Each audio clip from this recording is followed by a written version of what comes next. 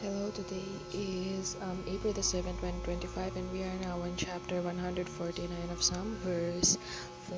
It says, "For the Lord taketh pleasure in his people, he will beautify the meek with salvation." So, the Lord takes pleasure with his people. Take note, with his people, not with the wicked people, because his people are the ones who had accepted the gift of life that he offers to every people in the world. So he taketh pleasure with them, especially when they obey him, especially when they do the will of God. So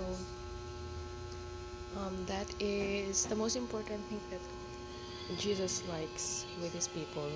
He takes pleasure more and more with his people if they obey him. So as his people, we should also obey him. We should also do our best um, to do his commandments and to share the gospel to other people as well, because that is our role when we got saved. That is what he wants us to do when we got saved, especially. So um, let us share the gospel so that he could take more pleasure with us, and if he takes pleasure with us, he will bless our lives, not necessarily financially or materially, whatever, but he will surely bless us spiritually with fruits.